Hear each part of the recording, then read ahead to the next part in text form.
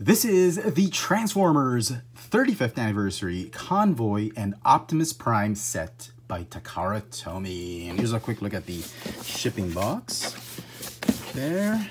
And then once you open it inside, there's another shipping box. They packed it very, very nicely. That's what I love about Takara Tomy. Here is a look at that inner shipping box. It says Transformers 35th Anniversary Takara Tomy. And yep. Yeah, I'm sure it says Convoy and Transformers 35th, Convoy and Optimus Prime. Sure, that's what it says. Okay, and inside the shipping box, nope, it's not another box, but it's just a divider. It's like a space filler. Okay, take that out.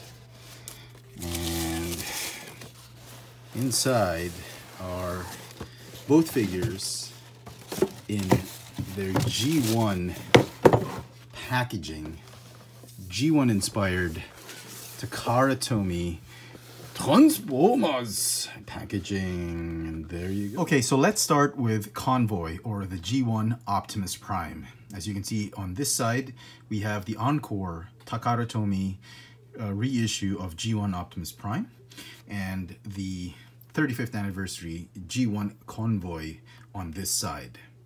Okay, and right off the bat, you will notice that the G1 35th G1 Convoy is exactly the same figure we've gotten from the Walmart exclusive G1 Optimus Prime reissue, the one without a trailer, except that the packaging is done in the Takara Tomy design, or Japanese design. Same with the instructions, they're in Japanese, as well as the sticker sheet.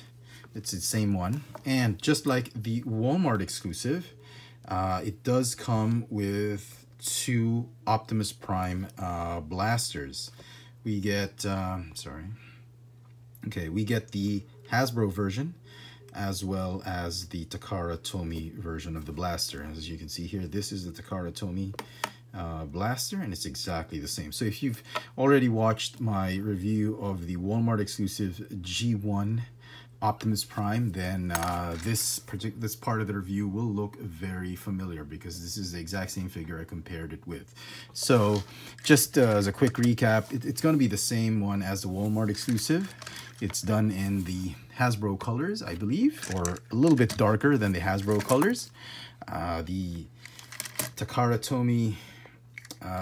Tomy version will obviously have darker red and a darker shade of blue, but not that different, not that far apart in terms of the hue and shade of red or shade of blue.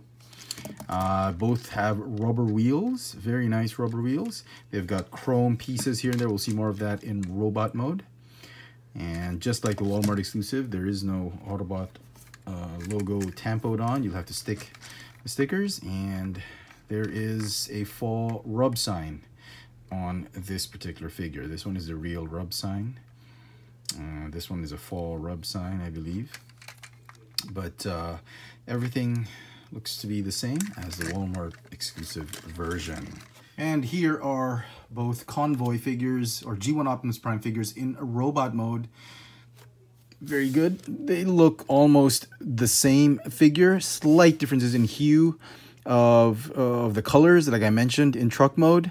Both have die-cast feet and die-cast chest, and with this Optimus Prime only having an extra blaster compared to the Takara Tomy version. Both looking absolutely fantastic. All that bright chrome, shiny chrome on them. I'm just loving this figure. This is a figure I never, like I mentioned in my other videos, I never had a G1 Optimus Prime. It's just something that every time there's a G1 Optimus Prime for sale or re-release, reissue, I just get that itchy feeling I gotta get it. And he looks great. Back in the day, wow, this was probably the most sought after Transformers back in 1985. And now for the Bumblebee movie Voyager class Optimus Prime. On the left side, we have the Studio Series Voyager class Optimus Prime, and this is on the right side is the 35th anniversary Optimus Prime. And As you can see, it's exactly the same mold, obviously, but just like the G1 counterparts, the 35th anniversary is sporting a lighter shade of red and blue and gray or silver than the Studio Series version. It's weird because this kind of looks like it has the Hasbro colors, and this one kind of looks like it has the Takara Tomy version. Back in the day when there was no unifying motif yet set by Takara Tomy and Hasbro, when Takara Tomy was always different in terms of paint apps and shade than the Hasbro version, it kind of harkens back to that. Okay, now interestingly enough, every bit of plastic on this figure has a lighter shade than the counterpart pieces on this figure, except for the silver paints. Everything is much lighter on this figure. Even the gun, even the blasters, if you indulge me, as you can see right here, the Takara Tomy blaster is actually just a little bit lighter. I don't know if you can see it, but this one is a little bit of a darker black plastic than this one. This one is bordering on a metallic gunmetal gray. Little bit on the metallic side. I can see a little bit of flake, a little bit of sheen, shimmery going on with that. This one is just glossy, flat black plastic. So even the plastic they use for the blasters is quite different. Now let's look at the figures or the vehicle modes of these two figures in detail. Silver paint apps is the same, I think.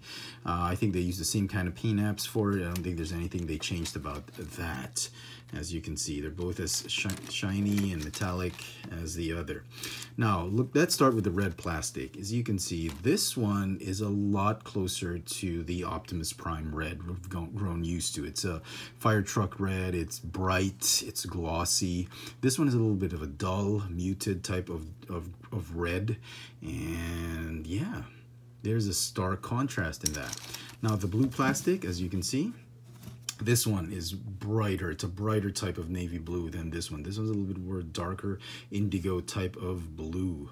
And I'm really liking this bright red and blue contrast that this new figure has over this one. Now, onto the gray bits, and that's probably the area where the Studio Series is a lot better than this one. This one uses just the flat gray plastic, which is a little bit disappointing, but I guess that is the right plastic to use for this particular figure, given that it has a lighter shade of blue and red. This one has more of a darker gunmetal gray feel to it, and I think this has the better gray plastic.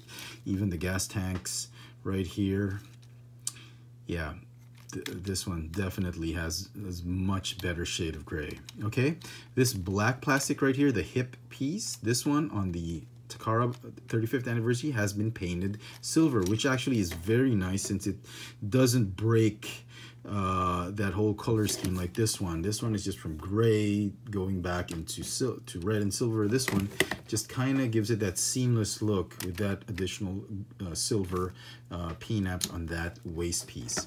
All right, and finally the wheels. The wheels are still different, much like the blasters.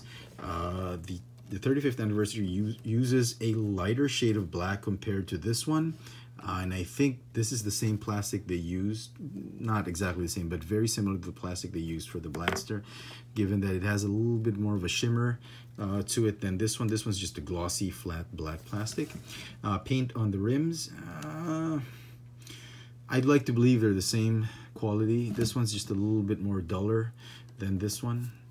Yep. Windows, they've been painted with that same metallic teal paint. That's fine. So all in all, yeah, they both look great. I mean, if you already have this one, this is really great. But this one just gives it that extra G1 look and feel to it because of the lighter colors. And I'm really enjoying it.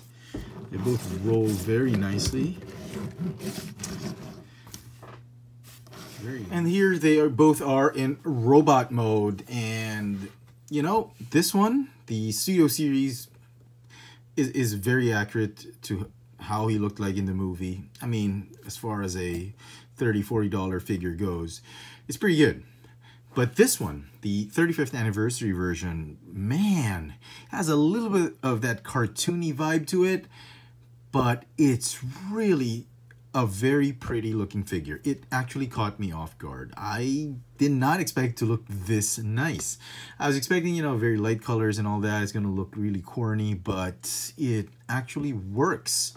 It's like, you know, had the cartoon been transformed into just like exactly into a movie-verse figure, retained all its cartoony colors, this would be it. And this is the thing I miss about the Takara Tomy versions being different from the Hasbro versions.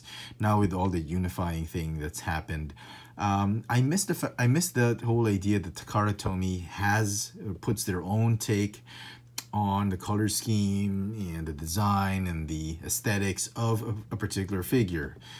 Whereas Hasbro is very straightforward. They want to do what they want, but Takara Tomy had their own flair, especially during the time of Henkei and all that. I miss that. And this one, I think this is a nice touch on the part of Takara Tomy to give it that little bit of something, like an extra bit of difference to differentiate the anniversary figure with the mainline Studio series. And look at that. Absolutely gorgeous. Take nothing away from the Studio Series figure. It's a great figure, but look at this version, the cartoon accurate, I should say, version of a movie Optimus Prime. Now, as you can see, other than the differences in the color of the plastic, you will note that the head has been painted quite differently. That silver is very stark, very metallic, bright silver compared to that dull gunmetal gray type of silver on the left for the Studio Series. You will also note that there are Autobot symbols tampoed on the shoulders of the 35th anniversary. Probably the area where the Studio Series design and aesthetics fare better than the 35th anniversary is the midsection or the abs. I love this one actually better than this one. This one's nice. It's got some highlights of red and all that, but it's just too much of a plain gray for me, and this one actually, this is the better one. For the hips, as you can see, Takara Tomy did a wonderful job in not breaking that whole aesthetic and design, keeping that waist piece silver instead of this one, which is black, and here it's all gray and silver. Very nice. A little bit of blue on the crotch piece. There's a little bit of that metallic blue at the back of the hand. Very nice touch. That yellow, they painted that arrow, sculpted, molded in design, yellow, which is what most Optimus Prime figures had. And yeah, overall, I think Takara Tomy did a wonderful job with this anniversary figure, and I'm just very impressed at how well it turned out. Even the chest pieces, it's a lighter shade, it's a lighter blue plastic, transparent plastic than this one. This one's a little bit drab and smoked, but this one's really nice. Even there's a tint of blue. I like how this one turned out better. The eyes seem to be painted the same, light blue, all spark blue. The head sculpt on this one has a little bit of that flake metallic blue going on, whereas this one is just blue, flat, dark blue on the head sculpt. So overall, I'm very impressed with this figure. And so some final thoughts on these figures. Are they worth getting? Well, if you are a big Optimus Prime fan and collector, it's a no-brainer. You have got to pick up this set. If you're looking at price as a deal breaker or a go or no-go decision, the Walmart exclusive will set you back, assuming you get it not on clearance. It was sold off at $50. Studio Series figures can go up to $40, $35, $40. So you'll spend about $85, $90 getting both figures. And on top of that, those two figures are just incredibly hard to find in the wild. Going through all the Walmarts and toys and Target stores and Walgreens and whatnot, and maybe looking for it online, you're gonna spend about $85, $90, $95 to $100, including gas and just the trouble looking for those figures. Whereas this set, if you order it online or you go through hobby shops, set is going to set you back about roughly $90, $95. So the price point is almost relatively the same, if not exactly the same, as you'd get if you got them separately as US versions or Studio Series and Walmart exclusive versions. And on top of that, if you get this set, you get the Japanese exclusive boxes and packaging, which is very uncommon because it's only supposed to be retailed in the Japanese market. So it's very limited pieces produced. It's not really meant for overseas sale or distribution, but really just meant for the Japanese market. So you get that rarity that comes with this set.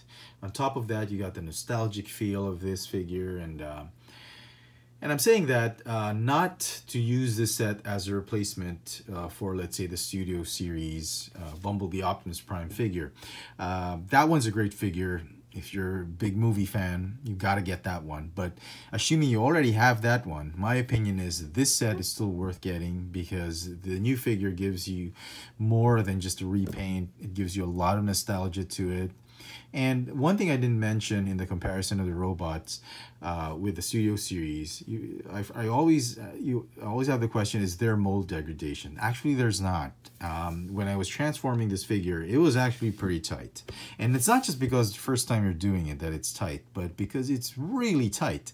The joints have not degraded, and it feels like it's a first production run. And I think Takara Tomy did a wonderful job with the quality issues on this figure.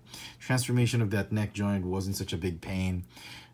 Everything else, you know, wasn't as flimsy as transforming a Studio Series version. This was a little bit on the tight side, so I really appreciated that one. I appreciate that kind of little extra quality control and fan service for collectors. So yeah, I think this is a great set. I'm gonna give it a 10 out of 10. And just before we go, a little bit of fun. Wanted to show off the Optimus Prime figures with some of my other favorite G1-esque Optimus Prime figures that I have in my collection. Got Power of the Primes. You've got the Walmart 35th Anniversary Siege Optimus Prime and that very small Legends class or Legion class Reveal the Shield Optimus Prime. These are probably, just in my opinion, the best G1-esque or G1 styled Optimus Prime figures in the general retail market. I mean, sure, Masterpiece figures are great. They're probably the best looking Optimus Prime figures out there to date, and third-party figures. But if you're not really into the high-end Optimus Prime figures, you want mainstream general retail Optimus Prime figures, these are the figures that I think are essential to your collection, and I think they're great. They're probably my favorite and probably the best mass retail figures of Optimus Prime out there in the G1 configuration, or at least G1 style. So there you go, folks. I hope you've enjoyed this little video review. If you did, please let me know in the comment section below. What do you think of these 35th anniversary Takara Tomy Optimus Prime figures, or Convoy and Optimus Prime G1 styled figures? Click that notification bell so you never miss out on any of my latest video reviews. This has been the Transformers 35th Anniversary Convoy and Optimus Prime 2-pack set by Takara Tomy. Thanks for watching.